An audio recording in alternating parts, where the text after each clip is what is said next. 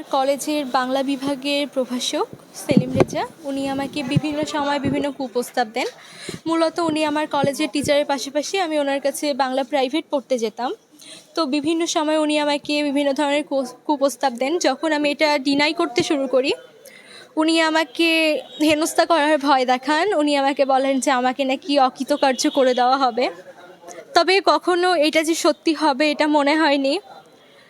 কিন্তু গত বৃহস্পতিবার যখন আমাদের কলেজের ফলাফল প্রকাশিত হয়, তখন আমার বাংলা সিকিউতে কোনো মার্ক আসেনি। পরবর্তীতে আমি ওনাকে ফোন দিলাম যে স্যার, আমার তো বাংলা সিকিউতে মার্ক আসেনি, আমি কি করতে পারি? উনি অট্ট হাসি দিলেন, আমাকে পরে ওনার ডিপার্টমেন্টে দেখা করতে বললেন। অদ্ভুতভাবে দুপুরে দেখা করতে বললেন। আমি ওনার ডিপার্টমেন্টে যাওয়ার পরে অন্য টিচাররা ছিলেন ওখানে, শুধুমাত্র আমার ফোন নাম্বার, আমার কলেজ রোল এগুলো নেওয়া হয়েছে। পরবর্তীতে বিকালবেলা ওনার প্রাইভেটে আমি সাইবার টিমসের সঙ্গে যোগাযোগ করি, যেহেতু আমি হ্যারাস হচ্ছিলাম দিনের পর দিন। মূলত জুন মাসে উনি আমাকে ফার্স্ট SMS করেন। তখন থেকেই আমি এই হ্যারাসমেন্টটাকে আমি সিরিয়াসলি নিইনি, কিন্তু সাইবার টিমসের সঙ্গে শেয়ার করলাম। ওনারা আমাকে বললেন প্রাইভেটে যেতে। আমি গেলাম, স্যারের সাথে কথা হলো। স্যার আমাকে ওইখানে ব্যাড টাচ করলেন।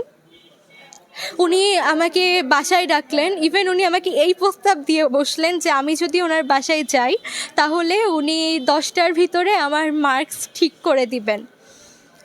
পরবর্তীতে উনি আবার রাতে মেসেজ দিয়ে বললেন যে ওনার ফ্যামিলি পারসন, ওরা নাকি গ্রামে যাবে না বা বাসায় আছে।